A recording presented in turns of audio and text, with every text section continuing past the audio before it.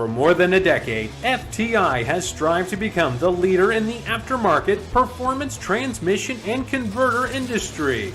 We've joined forces with McLeod Driveline Components under the leadership of Top Fuel Funny Car pilot Paul Lee, and now have a larger distribution network, more resources, and more power.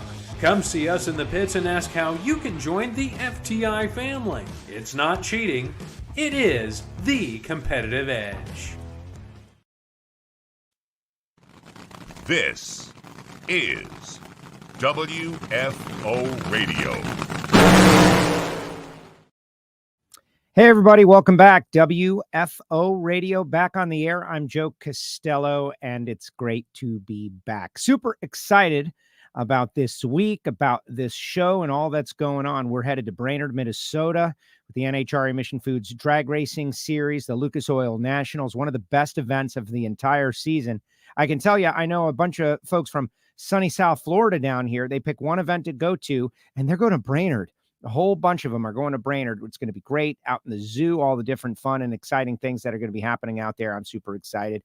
On this show, Erica Enders, the 6-time and reigning Pro Stock world champion. All the big news. Erica has been in the news a lot lately. We're going to talk about it. She has been nominated for the Texas Sports Hall of Fame.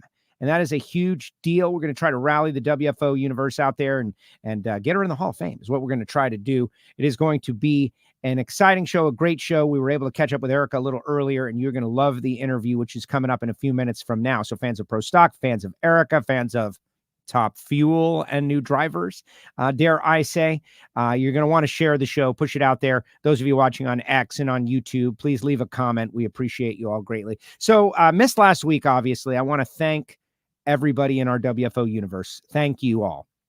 Those of you who reached out personally and on social, thank you so much. The extended family that is NHRA Drag Racing really represented in a big way, and I'm humbled, so humbled by what I experienced over the past week, and I just thank you. Thank you so much, and I'm really looking forward to getting back to the racetrack this weekend, and just kind of nothing will be normal, but it will be what it'll be. And I'm doing the best that I can. And I do thank all of you for supporting me and the show and WFO Radio. And I apologize. We couldn't be on last week. It just was not possible and viable. So we're going to get to Erica in a moment from now. I do want to talk about a few things. For instance, Fast Jack Beckman going to be driving for John Force this weekend. After Erica, I am going to show you just a couple of photos that popped up very, randomly on my iPhone because it pops up based on dates. It shows you photos. And so it showed me a couple of photos and videos, which I think are very interesting and coincidental, right? Back to 2015 when Fast Jack had the first set of laid back headers and was setting the records. I happened to be working the top end for the NHRA down there when that run happened. And it's just amazing, the funny little coincidences. So we're going to show you that. That'll be coming up on the show. And we'll be talking about heading to Lucas Oil Nationals. We're going to be talking about the U.S. Nationals. We're going to talk about the NHRA Countdown. It's all happening. Those of you who want to know about Reinhart, he'll be back. He'll be back in the future here on WFO Radio. And so I appreciate you guys all being excited about that. But right now, I just want to do like we always do at the start of each WFO Radio show, which is to showcase the people who make it possible. And on this episode, I want to start off with the Patreons. These people it's amazing how they reached out to me and were so understanding over the past week or so. The Patreon VIP Listener Club, we got a new member, Greg, signed on board, and he's checking out the Hear It From Heiner show and all the good stuff that we do. It's just a totally different vibe over there, honestly. There's content, there's special content, but if you'd like to join the Patreons, I welcome you. And if you don't want to, that's fine. Also, you're still going to get a lot of great stuff here on WFO Radio. Of course, you heard a little bit about the folks at FTI Performance Transmissions and Torque Converters, and I want to tell you a little bit about Total Seal later on in the show, but Total Seal Piston Rings, we got new episodes of Hidden Horsepower up and being created as we speak. TotalSeal.com. If you're building an engine, you definitely want to connect with the folks at Total Seal first. Jesse Converters and the DPF Fit brand is what it is. And that's for heavy and medium duty diesel emissions control. And you know about the Latino family, and we talk about, catalytic converters, but they have cats for all different styles of diesel engines and performance engines, believe it or not. And they've got multiple brands, and we're going to be learning platforms. We're going to be learning about them on WFO Radio. So everybody understands there was a time where that was like, a bad word, but now it is literally one of the things that is keeping the high performance industry in business. And so DPFX Fit by Jesse. And if you want to scan that QR code that is on the screen right now, you will learn a lot more about it. But we're going to go on a journey here on WFO Radio. We're going to invite Eric on the show to tell us a little bit about it. A perfect example. They put some cats on a Pro Stock engine and didn't lose any horsepower, which is amazing. But they did it and they got it done. And I appreciate them for being a part of WFO Radio. Like Bernie's Speed Shop, BURNYZZ.com. Bernie's. They can sell your car on consignment. That's right. If you've got a classic, a muscle, an exotic, they have a great audience and they are connected, well connected. And it'll be a much better deal than if you put it out in the empty, vacant lot with a sign. It'll just be a better deal because they can get more money for it. But if you're looking to buy one as well, an exotic or a performance car, go to Bernie's, follow their social media, and just check out what Josh Hart and the whole family up there, Britt and everybody, has got going on. They sell e-bikes. They've got dealership there. They do frame-off restorations. They do movie cars. It is really amazing. That is Bernie's. The folks at Foggit, you'll hear more about them in a moment or two, but it is a spray for the inside of your high-performance racing engine to protect your cylinder finish and your valve seats and anything that could possibly corrode inside your engine. The outside of your engine, well, we know what you can do with that, but the inside, how do you get in there? And you got to fog it down, spray it with a little Foggit. Later on in the show, we'll tell you about Frank Hawley's Drag Racing School and my great friend Marvin Rodak, who was so kind, sent me a wonderful text message. Thank you, Marvin. 817-924-6821. We'll be heading down to the land of Marvin real soon. Stampede of Speed. Always a WFO meetup at the Stampede of Speed. We go down to Marvin's, have a little hang, enjoy a little coffee. It is great. Marvin Rodak in Fort Worth, Texas. But if you can't make it there, give him a call, 817-924-6821. We are going to catch up with Erica, but I just want to see some folks out there like, Sammy Eubanks and everybody. My deepest condolences, Joe. Prayers to your father. It occurs to me that somebody might not know. Maybe you don't follow me on social media. My father passed away last week on Tuesday, as we were scheduled. We were going to do a show. We're going to have Erica on, and things went in the wrong direction. And so had to, basically cancel the whole week of WFO and spend time with my family.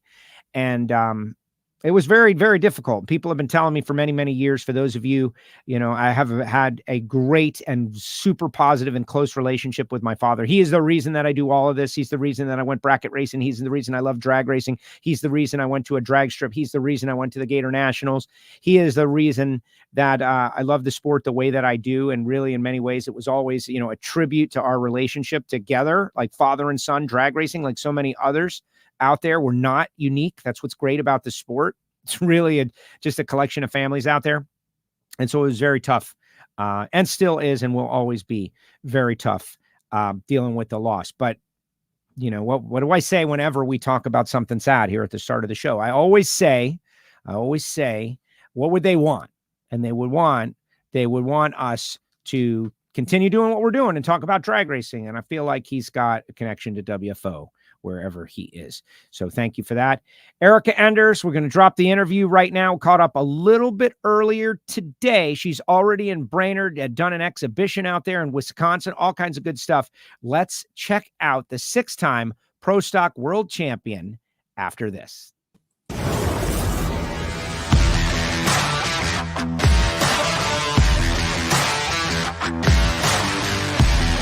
Foggit is a high-performance fogging oil designed especially for internal combustion engines.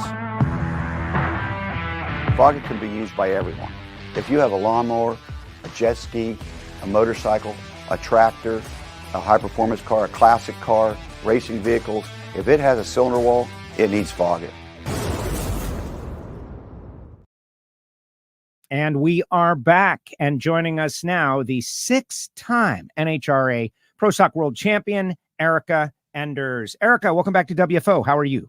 Hey, Joe. I'm good. How are you? Good. So you got into Brainerd a little bit early because you were up at Rock Falls Raceway doing a pro stock exhibition. I want to hear all about that first off. Is it so should happen more, but doesn't, showcasing pro stock around the country at a non-national event track? Tell us about it. Yeah, so Jim and Debbie Greenheck from C-Tech own Rock Falls Raceway, and they are one of our partners on our Pro Stock team. So we go up every summer and make runs at their track, and we kind of turn it into a match race. But they have a national open, and so there's a whole bunch of sportsman cars and whatnot there too, and it's pretty neat. So we only took a few cars up there last year, and this year we ended up taking 7. So we had a really great time. We got to burn in some tires and try to get our whole operation ready for the countdown to the championship. So it worked in our favor as well, but and it was on the way to Brainerd. So we're here early. I love it. And beautiful background, by the way. Brainerd, I didn't realize, I'm in South Florida where people come for tourism. People go to Brainerd for tourism, all the lakes and all the fun up there. I don't know that everybody else around the country and around the world realizes Brainerd is a destination. Little bitty Brainerd is. It's definitely a beautiful part of the country.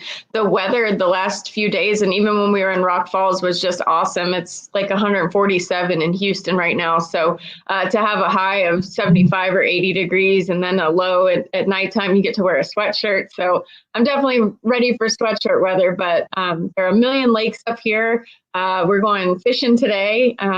Yesterday, the guys went and played golf, and I kind of just chilled out for just 5 seconds, which was really nice. And got a couple more days before we head out to the track, get set up. And Royce Lee's running Comp Eliminator here. So we'll be out there making time runs on Thursday. I love it. The fact that Royce is doing so well in Competition Eliminator. And I know they want to try to win the big go. I feel like he's going to be part of that deal. And you guys love drag racing, right? In the end, what was the response from the local crowd out there? To see in my opinion, to see a pro stocker, you guys are testing, you're learning a little bit about it, but every time I'm around what I'll call bracket racers or sportsman racers or grassroots racers, the class that they ask me the most about is pro stock. Yeah, that's awesome. And growing up bracket racing, it was my favorite as well. So, there was a lot of fans that came out on Saturday. Friday wasn't quite as crowded, but a ton of racers out there and a lot of people that we know, obviously. And one of my favorite little junior drag racers, Brooklyn Hop, is from the area. I met her there last year and have kind of gotten to know her and got her one of my Double E fire suits. And she has totally wrecked shop this season. She's won every single race except for one, and she's got 2 more races before the point series is over, and she's already crowned track champion. So that's pretty cool, and just to get involved in the local bracket racing deal was fun. And of course, when we're not running pro stock, we were parked right by the starting line, so we were up there watching everybody. And Royce Lee was running his comp car as well, so we were just trying to get ready for the national event and having some issues with it. So it was kind of like a really awesome glorified test session with a lot of really cool people on probably the coolest small drag strip I've ever been to. Wow. Awesome. I hope to get up there someday. I like to see, Brian Loans has been to every drag strip in the country, right? I go to the ones that I have to go to, but there are some really great drag strips around the country. All right. So one of the reasons we're having you on is because you're the 6-time champ, but I want everybody to understand that there's something pretty cool going on in the world of Erica Enders that our audience can potentially be helpful with. You have been nominated for the Texas Sports Hall of Fame. So let's just pause and think about how significant that is with all the football and baseball and what we call stick and ball sports. The Texas Sports Hall of Fame, you have been nominated. We're going to ask our audience to go to the website. I'm going to drop the link in the chat section. Yes, WFO. We got to rally behind Erica and put her in this thing. But tell us a little bit about how you found out you were nominated. That is a huge honor all by itself.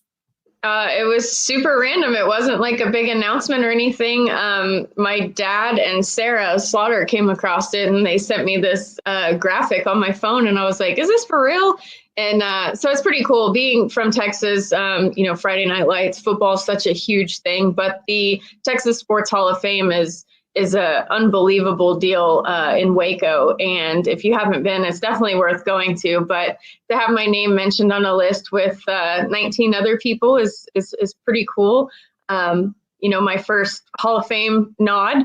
And, I feel like I'm hopefully not anywhere close to being done with drag racing yet. But to have auto racing on the list with a bunch of stick and ball sports is pretty significant. Makes me really proud for our racing family.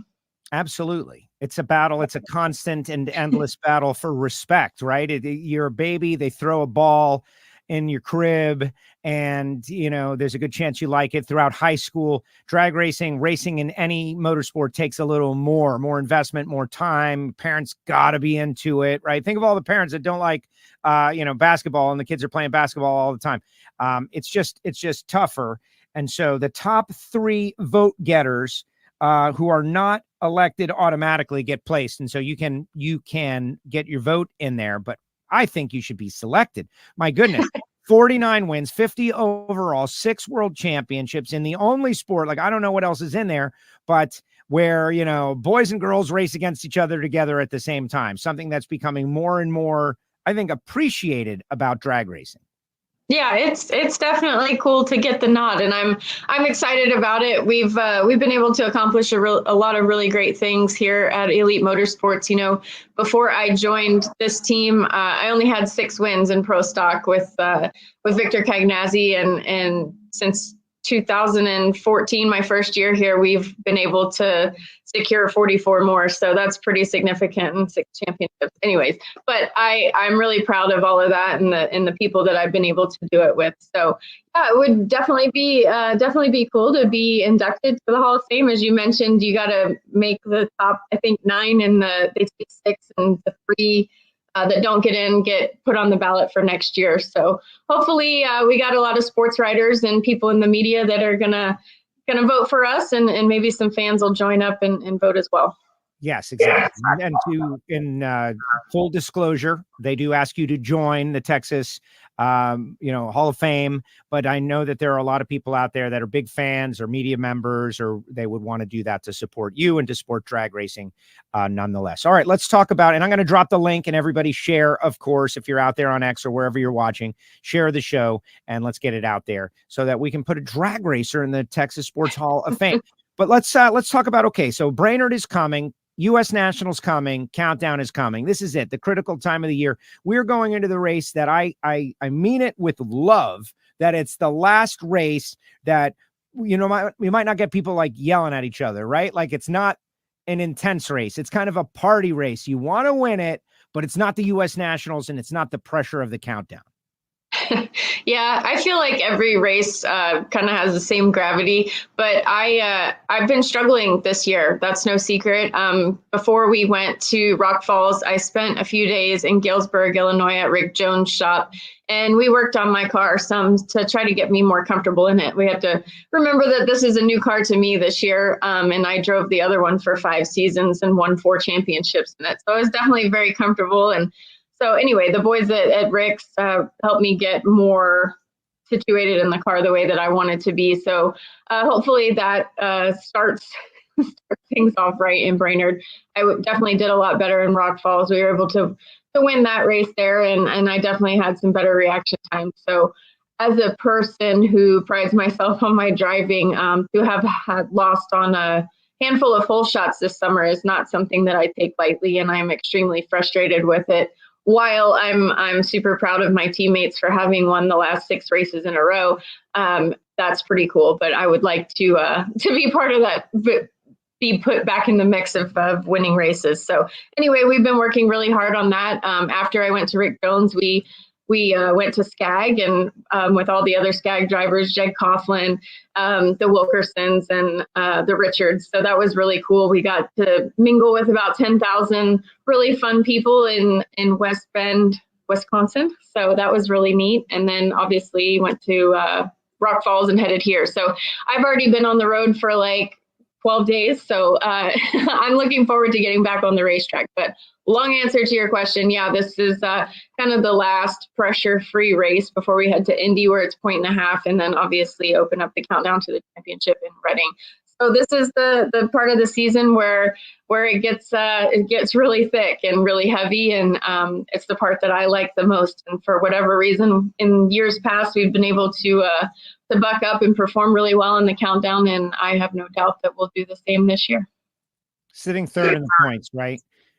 Having a tough year. Oh my gosh, we're having a tough year. We're third, right? but I know it sounds stupid. No, it doesn't. I understand where you're coming from. You won the Gator Nationals. That's what I look at it. You got to trade something, right? You won the Gator Nationals, so it's going to be a bit of a tough year. But you're also up against this milestone, and that is never easy. We saw Rampy struggle. We saw Fletcher struggle. We saw Greg Anderson struggle. It's just something weird about pushing up against those numbers. Like it's as if the cosmic forces of the racing gods or whatever, they really want to make you work for it.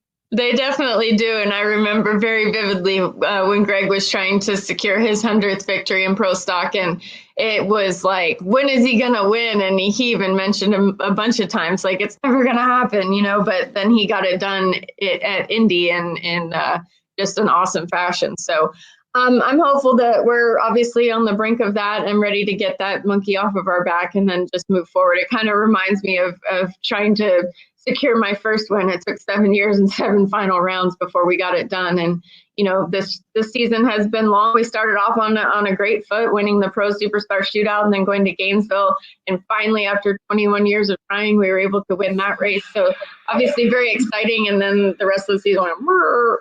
So it was just one of those deals, but it is what it is. And, I'm thankful for the valleys because they make the peaks way more enjoyable. Can you elaborate a little bit on the comfort of the car?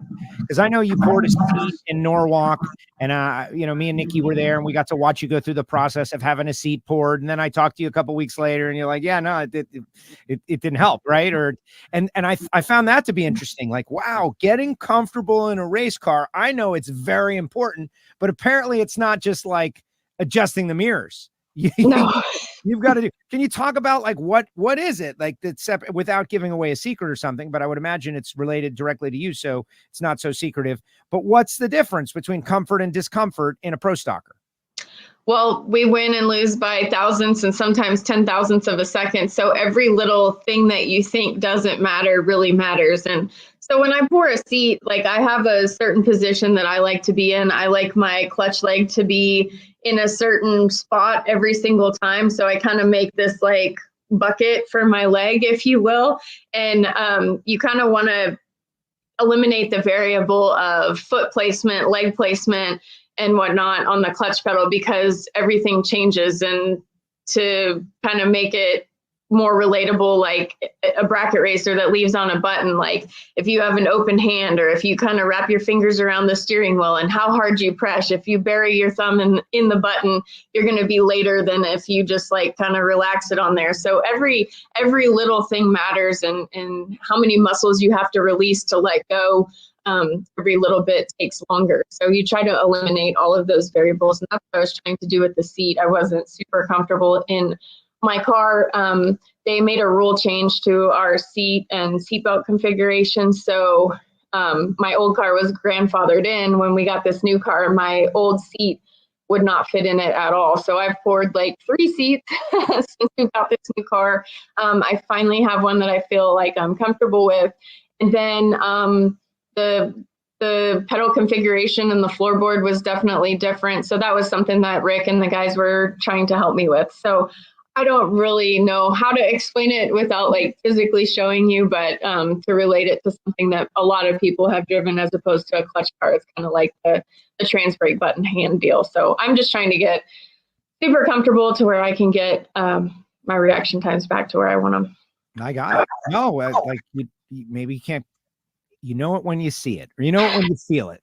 It sounds like BS and an excuse, but it really matters, and you gotta figure all of that stuff out to be really great at what you do. That's what I told my guys. Like, I'm really good at one thing, and then you change the entire configuration of what I'm good at. It's kind of like if you're a quarterback, right? And you've been throwing the same size, weight, blah blah blah football, and then you change the size and the weight of the football, and you move the laces, and you got to readjust your grip. All of a sudden, 20 million passes turns into one pass, and you got to refigure out how to throw the football. So that's kind of what we're doing. It is what it is, and I'm going to keep working at it. And if we can't figure it out this year, guess what? I'll be back next year to try again. Yes. Formula One drivers, NASCAR drivers, they spend hours and hours and hours making sure that they're comfortable in the race car. It is part of drag racing as well, especially if you're going to be successful. All right. So Richard came on WFO a few weeks ago. You familiar with that? I am. Yeah. Okay. And we caused a little bit of a stir, which I'm proud of. A bunch of stories and articles got written, and I was really happy that Richard, I'm excited about what he told us about the venture into Top Fuel with you as the driver. But we haven't heard from you about it just yet. So, I have got 100 probing questions, but just like you're on the journey, right? Like, this sounds so exciting to me. What about you? It's very exciting. So Richard was not obviously supposed to open his mouth, but it's really cool that he did it on your show. So my phone was like blowing up, and I'm just getting all these text messages. I was in the middle of something, and I looked at it, and there were like probably 75, 100 messages on it. And I'm like, oh my God, I hadn't even told my dad yet that we were talking about maybe doing this, because I don't really get excited about things. The way I protect myself, I just don't get excited until they come to fruition. So I'm like, I didn't even tell my dad. He's like, what the hell is going on here? So it was definitely interesting to kind of iron all of that stuff out. But yeah, I mean, we've been working on it. We've been talking about it. Richard's purchased a couple of chassis. He's bought a couple of rigs. We're obviously not going to do it unless we do it right. Like we do everything at Elite Motorsports with the best equipment money can buy and the smartest, best people. So we have a long way to go to assemble the rest of the program, but it is something that we are obviously working on. We're seeking marketing partners for that operation. We're not going to take from our Pro Stock operation because it's our bread and butter. And yeah, so that's kind of the plan in a nutshell. I'll drive both, and it'll be fun and crazy, and I'm sure I'll be exhausted. Yeah, but you're always hustling. You're moving around, moving and grooving. I am so excited about it, and we talked about it at the beginning. Both love Pro Stock, but that makes us not unique, but we're not in the majority that we love Pro Stock the most. And right. The Nitro cars get so much attention. So I'm excited.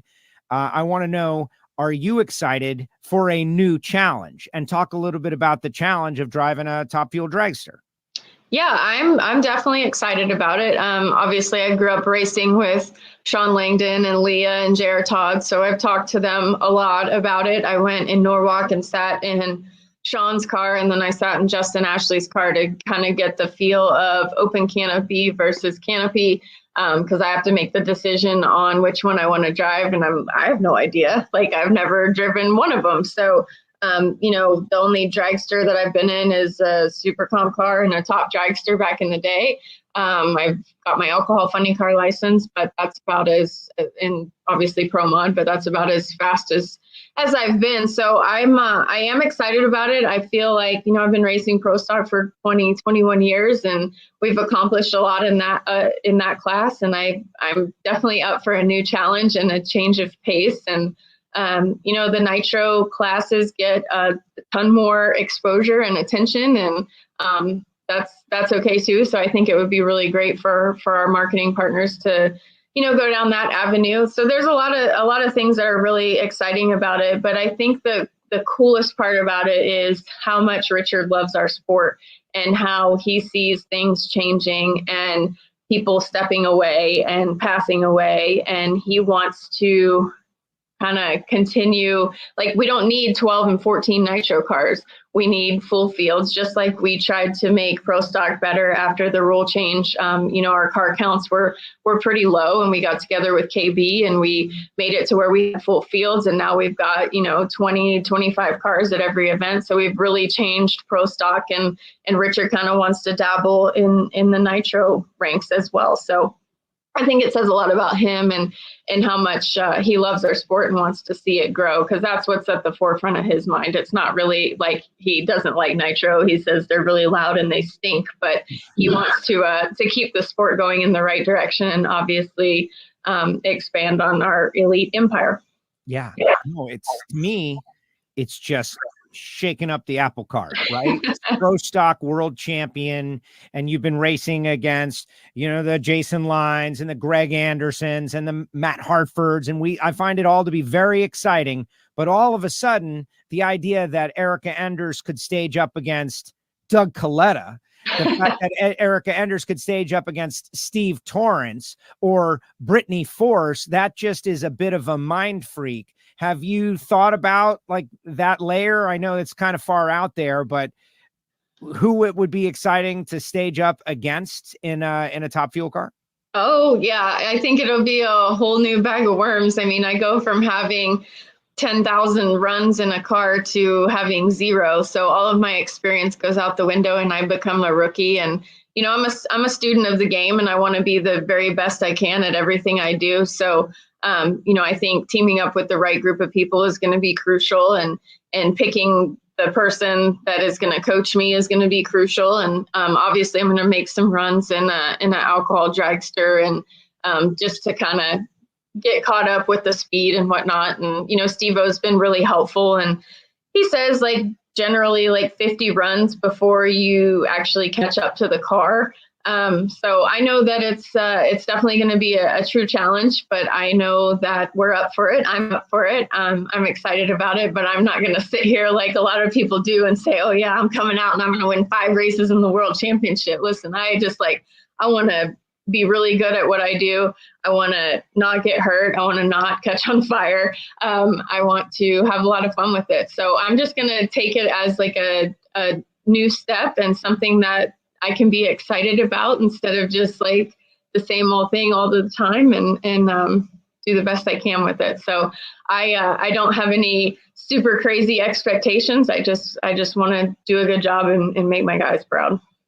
I'm excited to hear you say that. I know you're going to do well, right? That shifting a Pro Stock car, you're dealing with a lot of input rapidly. You might not be traveling quite as fast. You're the Pro Modified speed record holder still, 260 miles an hour. You've been fast.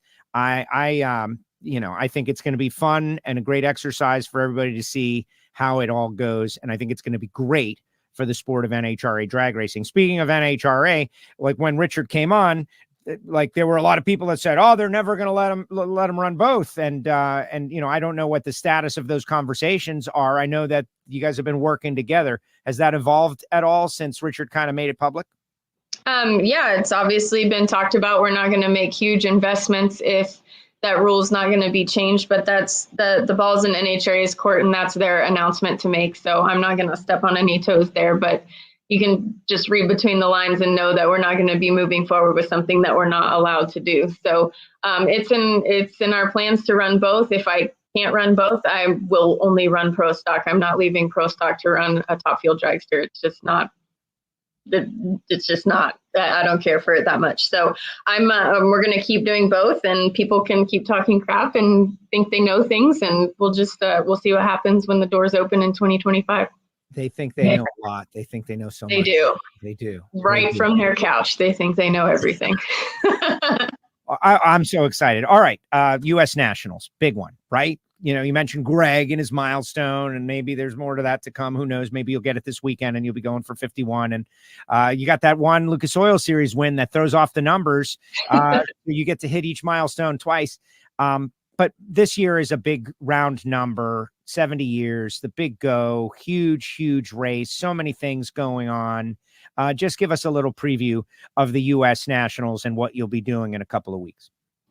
I'm really excited. Obviously, at the Super Bowl of drag racing, right? Indy means a lot to us. We've been fortunate enough to win the U.S. Nationals 3 times. I've been in a handful of finals.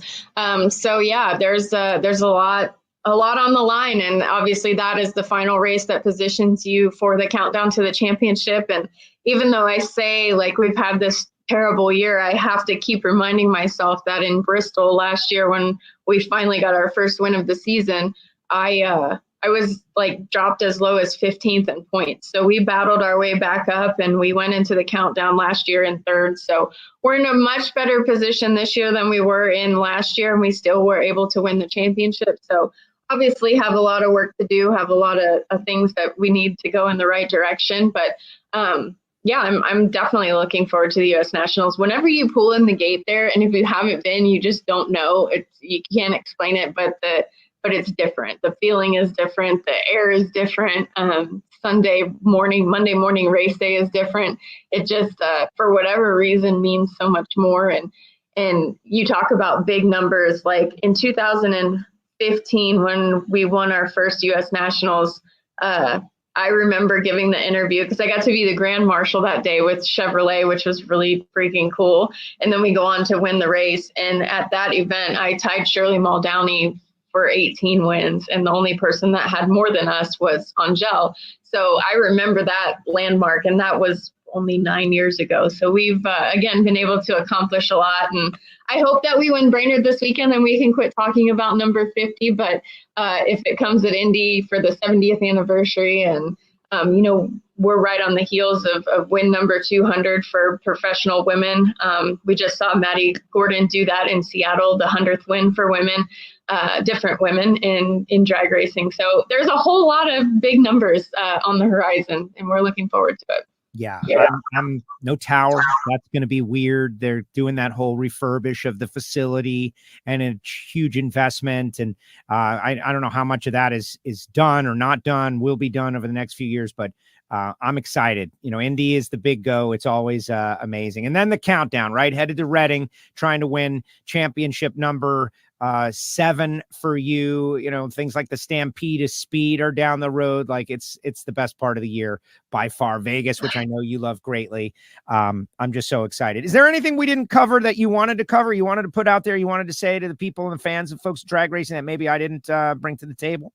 No, not really. Just I'm appreciative of all the support that we've gotten, especially after Richard made the unofficial announcement about Top Fuel. It's been really exciting to talk about behind the scenes, and a lot of the fans have been really supportive. A handful of notes saying how crazy and stupid we are for doing it, which I'm not going to argue with. But yeah, I'm thankful for the support. We have so many really, really great partners that their core values and morals align with ours. And it makes it really fun and easy to do business with people like that. So Jason and Nikki Johnson, obviously, Mark Melling, the Melling brothers have been so great to me and to Aaron Stanfield and our entire operation.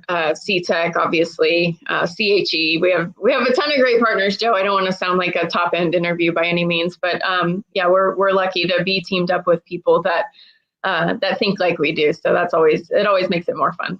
You mentioned Aaron Stanfield. Yeah. This guy, like the competition, of course, KB Titan are very strong, and Greg, the old nemesis, not that he's old, but the nemesis for many, many years. But all of a sudden, from inside the house, the calls are coming from inside the house. Erica, Aaron, Jag, everybody at Elite is strong, and they're going to be probably a fit for you down the stretch. Yeah, the talent lies within our own team. That is for sure. And I joke with Richard, coming from a single car team in 2014 with 8 of us total. Now we have, sometimes 9 cars at an event with 60, 65 people on the road full time, which makes it basically a traveling circus.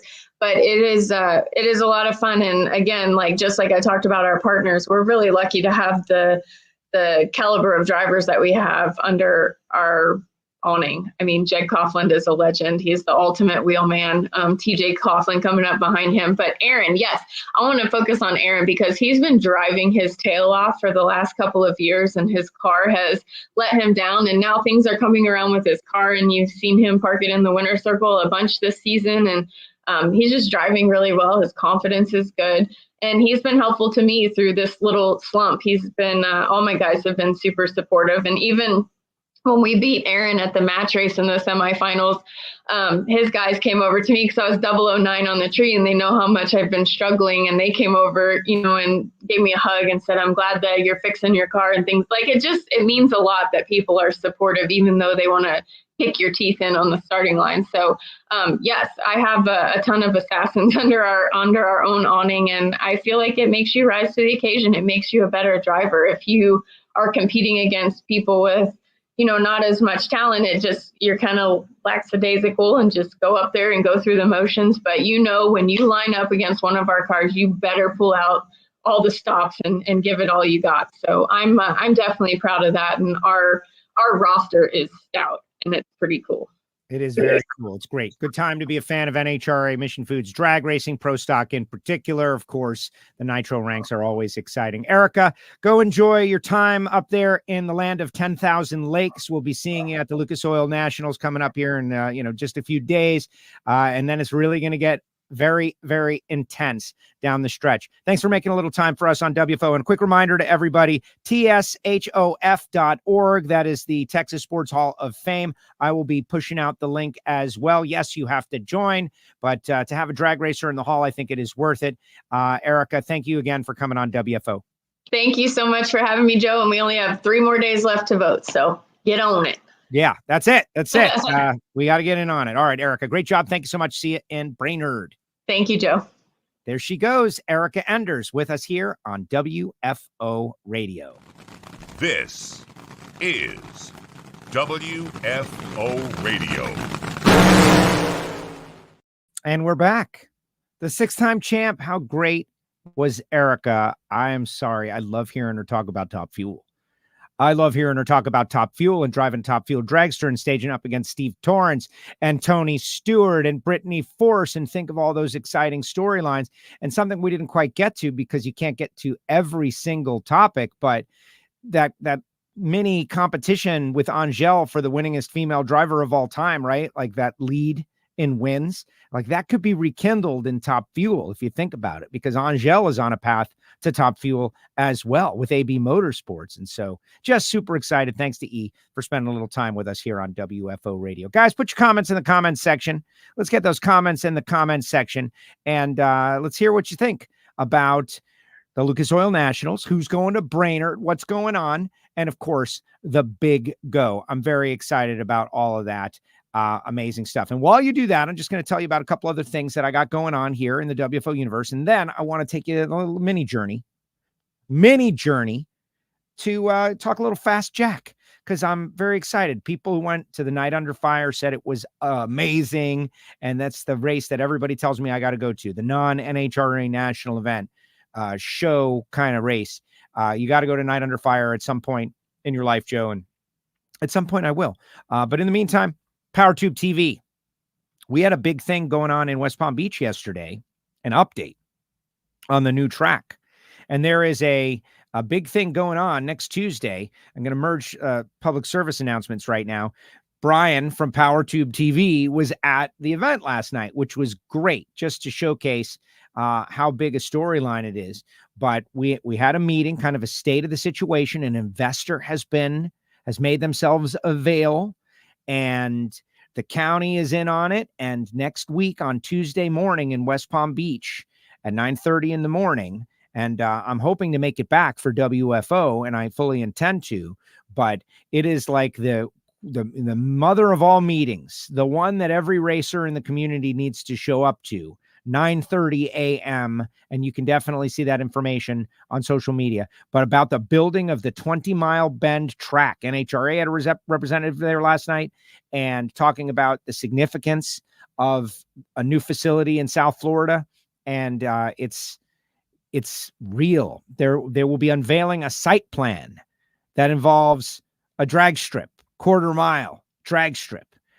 So good things are happening. I don't want to get too far in front of it, but that occurred last night. And I saw Brian from PowerTube TV there to go download the app. He's got some really big things coming on the horizon that I think you will love. Our merch store, been having the discounted sale, shirts for $16, hats discounted as well. Great way to represent WFO is to buy a little merch that never hurts the WFO universe.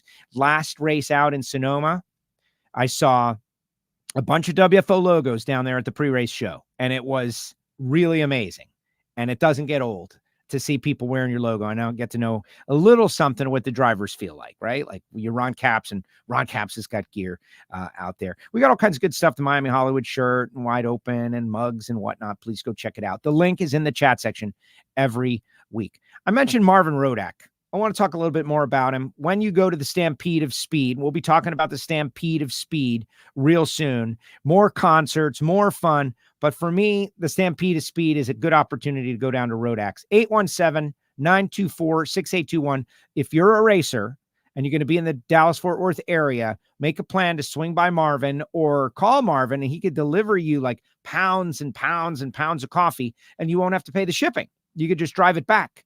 And that's what a lot of people did last year for the Jegs All-Stars. And several of our friends, Dave and Sue Morris, et cetera, loaded up on pounds and pounds and pounds of coffee by Marvin Rodak. 817-924-6821. Also, Frank Hawley's Drag Racing School, the Dragster Adventure, the holidays. Is it too soon to mention the holidays are coming? It never is. This is the best gift you'll get anyone that you really like and care about for the holidays. You send them on this cool Dragster Adventure experience, driving dragsters. Had Frank on the show for like 10 seconds a couple weeks ago, talked about Fast Jack, who worked at the school, and how Frank said there was no better person than to put behind the wheel of John Force's funny car. Super exciting. FrankHawley.com. Tell him you heard about it on WFO Radio, and really go drive a dragster. Get in this world that we are in. Also, shout out to our friends at samtech.edu. Of course, Foggett and Bernie's. If you haven't got a can of Foggett, my goodness. And CWT Industries, Randy Neal. Balance machines. If you're a machine shop, if you work in a machine shop, if you own a machine shop, if you're an engine builder, these balance machines will make you money. It is a money maker because it decreases the time you're working on that stuff and it does a better job, right? It's like faster, better, easier to use, and does a better job. Like, wow, modern stuff. Pretty amazing. CWTindustries.com. You can always email me, joe@WFOradio.com, and I will put you together. You'll get a personalized introduction if you would like that. CWT Industries, balance machines, and like Project Pontiac was balanced on a CWT Industries balancer. So tells you what. Plus, shout out to our folks at FTI and Phillips, and of course, Total Seal Piston Rings, the leader in ring seal technology, totalseal.com. New episodes of Hidden Horsepower coming out, but so much to be learned. There is an episode of Hidden Horsepower up there right now that will make your eyes roll back in your head. Just like high level education going on. Plus our friends at Jesse Converters. Going to be learning a lot more about Jesse Converters, but in the end, they got a couple of lines for heavy diesel and for high performance. And if you want to do right by the environment or compliance, depends on, it could go either way with that, right? There are people who like high performance who also want to keep the air as clean as possible. There are people who don't care about that at all, that just want to stay in compliance with state laws and local regulations, and they can handle both of them. So scan that QR code, go to Jesse and find out more. But we're going to be going on a journey ourselves, to say the least. All right, let's see what people have to say. And then I'm going to share a photo or two about this guy. Yeah, look at that. My iPhone pops up a photo from, 9 years ago? 2015, Fast Jack Beckman sets the ET record out there. Fast Jack Beckman sets the ET record with the swept back headers. Jimmy Prock was his crew chief. And I'm down there doing interviews. What was it? 391.1 at 325. So it tells you like where we are and where we were and where we've come back to, all things considered. Those swept back headers were a big deal. And honestly, this is opinion now. The swept back headers era saved the sport of drag racing and funny car racing. We had entered an area, like a period of stagnation, where 400 was the norm, and 399 was a great run, and we were kind of hanging out there for a little bit. And then Jimmy, and that's fine, and the racing was fine, and it was good racing, and it was, but those of us who have been around a long time and know that milestones are part of it and want to see something we've never seen before ever, we're kind of a little stagnant. And then here comes Jimmy Prock, and he's like, what if I did this and this and this and this, and broke it out on the Western swing and just changed the dynamic. And people were trying to figure it out, looking at the car and trying to figure out what happened. How is this happening? Really amazing, an amazing period in the sport. And I'm going to play you a video in a second here, but I just want to get back to some of these comments. Like, look at this, Courtney. What's up, Courtney? Courtney saying some real nice things in the chat section. Not to mention multiple Too Fast, Too Tasty wins, a handful of number one qualifiers, third in points, but having a terrible year. Exactly. That's what it's like to be Erica Enders, right? You're having a tough year. You're third in the points. Memphis Lonnie. Shirley Muldowney has always been a big supporter of Erica. I wonder if Erica has reached out to Shirley for advice on driving Top Fuel. I don't know about that, but I think Shirley and Erica have communicated a lot over the years. That's a fact. Let's see. Everyone wishing good luck to Erica and people enjoying the interview. Yeah, share the show, guys. It's not too late to share the show. I want to see this one. And I want to shout out to everybody. We have gained a lot of subscribers on our YouTube channel very recently. And we've been putting out some clips. And you guys have been commenting and sharing the clips. Thank you for doing that. Maybe someone's not ready to sit through an hour of WFO or an hour and 20 minutes of WFO because they don't know me and they don't know us and they don't know drag racing. And they don't know what's going on, but they'll sit through a little clip, and maybe hit subscribe, and then they're on board with us. So thank you for doing that, everybody. The Yeti, he's going to be out there at the Brainerd. Fast Eddie, great interview. Glad to have us back on WFO. Yeah. Sorry to take that week off. It's just the way it is. Dugenay. This guy sent me a wonderful text. So many people. Like, I know it's sad that there are people out there in the world that wonder if they've got people that got their back. And it's sad. It's sad. Like, man, because it's really great to know that people have got your back. And I feel that. I feel that all the time. And it's not just my family, that there are people who really appreciate what we're doing. Loving seeing the growth of drag racing industry and awesome ambassadors like Erica and Courtney. They earned it all and they do great things, et cetera, and so on. Yes. Yes. About the Palm Beach track. West Palm always drew a crowd, even when I was just testing. The audience was surprising. Well, exactly. And Cody Savage said last night, he's a Division II director. Everyone is stunned at how many racers are still coming out to fight this fight to save our track. He said, I wish we had this many people that came out to try to save Atlanta. Like, we've got a crazy community down here. That's really what it's all about, is everybody down here is retired and there's nothing else to do. No, we love our drag racing. There was a time there were 6 tracks in South Florida, way back in the day.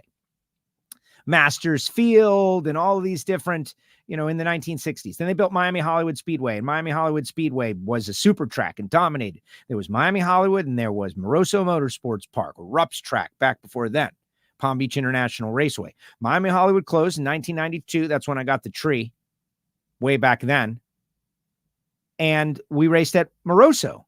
And Moroso still sits there vacant, but it's not owned by drag racers. The people who own it don't want to turn it into a drag strip. They were bummed because they couldn't turn it into a warehouse. And so it's unfortunate because we have got a wonderful drag strip like sitting there ready to go. But you could never have an NHRA national event at Moroso Motorsports Park. You couldn't. It's just not big enough. Couldn't do it, I don't believe. Parking and where would the fans come in and all of that stuff. It's more of a racer's track.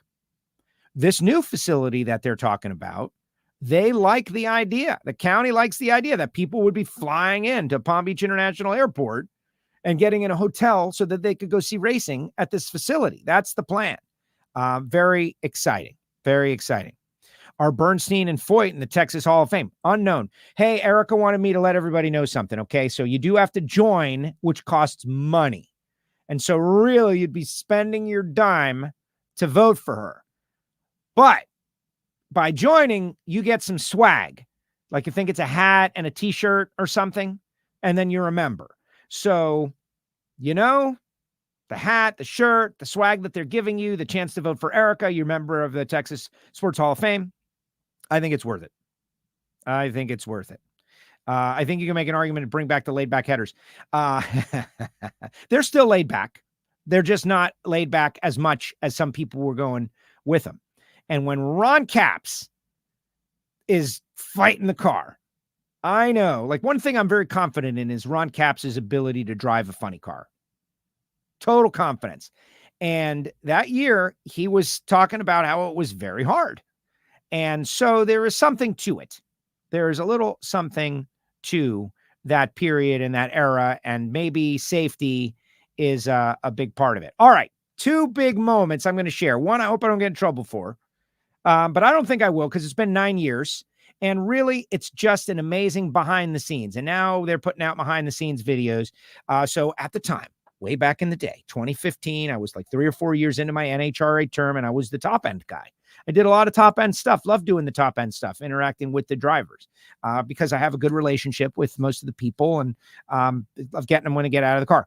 But at the time, NHRA on Fox's guy was the great Gary Gerald. Speaking of Hall of Famers, and Fast Jack Beckman had just run the quickest run in the history of funny car racing. And I was not called into action. And so I decided to document for history, because I like to do that. I like to document for history. And to me, what's amazing is the juxtaposition, or maybe that's not even the best word, but like just this, some coincidental stuff. I encourage you to look in the background, like who was on the other side of the racetrack when Fast Jack ran the 391. It's a trivia question. Kind of interesting. It's just insane. Just when you say the smile on Jimmy's face. it can't get any better. What did Force run? 99. God damn. There's the quickest side-by-side run, huh?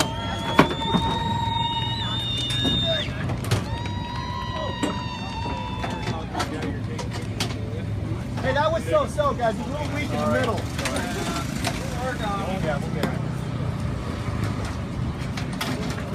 It's so hard to digest these numbers. Just earlier today we were talking about history, maybe the greats of your team, Jason. It's so hard to digest these numbers by Gary Gerald. I thought that was great. John Force was in the other lane at Brainerd. And that moment is like melded together now. John Force is about to, like, his car will be driven by Fast Jack at the same track that the quickest. Am I making all this up? It's my phone. It served it up like my phone knew. And it provided these photographs for me. Trust me, I wasn't searching 2015 for anything. All right. There's one more I want to showcase you, because I felt like this was a moment I needed to capture. And I've never had a reason to use it, but I think now we've got a reason. Fast Jack Beckman is going back to Brainerd, driving John Force's car to run for the championship, try to win the championship for and with John Force. Do they like Fast Jack and Brainerd? Let's watch.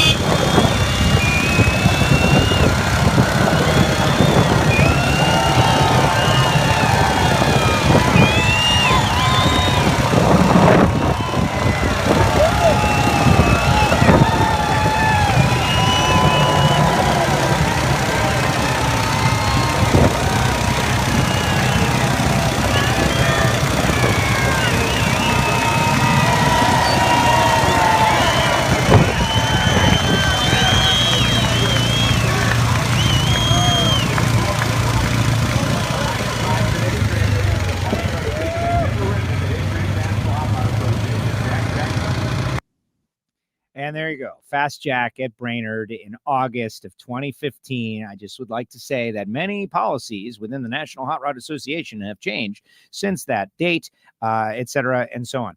So Fast Jack Beckman is going to be out there driving John Force's car this weekend. How can you not be excited for that? I think there was a little rain that weekend, if memory serves me right. I don't really have that kind of memory that I remember all of those details. That's why I think I do a lot of documenting. And I've got, a lot of little videos like that in my phone. And honestly, my father too, when I want to make a social media post, right? I just boop, boop, boop, and all these photos come up. These things are the most amazing things that have ever happened in all of our lives. A lot of good and evil in here. Final comments, guys. Final comments. We're out of here. I do want to remind you guys, the Life's a Drag guys are doing a show today. They're doing a show at 2:30. I told them 2:30, but we're not going all the way to 2:30. But if you want to see the Life's a Drag guys, I believe they have Johnny Lindbergh, which is going to be interesting. Jason Logan, Johnny Lindbergh, Jason Galvin, getting ready for the Lucas Oil Nationals. Most of you should be watching WFO, but now that we've concluded, you can definitely check them out. And let's get some final comments before we part ways. Jack deserves a good run. I agree. I think it's the story of the weekend. There's a lot of great stories out there. Just to reset, Dallas Glenn leads the points. Greg Anderson, Erica in Pro Stock. In Top Fuel, it's been a pretty amazing show all year long. Top Fuel has never been tighter. But Doug Coletta, 125 over Sean Langdon. Steve Torrence is 150 back. Justin is 158 back. And Antron is back there a little bit. Just lost my internet on that computer, which makes me think I might lose it on this computer. And if that's the case, goodbye. But if we're able to hang out, how can you not love Fast Jack? Probably had rain. Yeah, I think we did have rain. Great interview. Cheers from Anchorage, Alaska. And I appreciate all you guys. Again, thank you. Thank you to everybody out there. Like this show, we do a show every week, but I really try very hard to make sure that you guys, the audience, know that I appreciate you showing up each week and watching the show and sharing the show. We're not a big corporation. We're not owned by a major media outlet. We're not. We are small media, the mom and pop store of media, if you will. And we just happen to be very dialed into motorsports and in particular NHRA Drag Racing, and we love it so much. And for you guys to show up each week, be a part of the program, it means so much. Ignition will return in the future. We do not do an Ignition show, obviously, and we're kind of putting it all back together. A lot of people have inquired about Project Pontiac. You know, the whole Project Pontiac was really designed to be a tribute to my father, and the whole point was to get him back out there to watch the car. And that's it's not going to happen, but it's going to happen. We're full steam ahead on that. We're going to try to get out there and run the Baby Gators next year. Trying hard. A lot of interesting things happening on that. A lot of great partners like Edelbrock and Total Seal and Straub Technologies and Foggett, of course. If you want to support Project Pontiac, order a can of Foggett, please. And just so much great stuff going on. And the zoo. Are we going to be out in the zoo? Am I going to be out in the zoo? I don't know. I might take this year off the zoo, guys. Is that something that I should ever say, even if it was true? No. Don't ever say that you're not going into the zoo. Say, you're going into the zoo.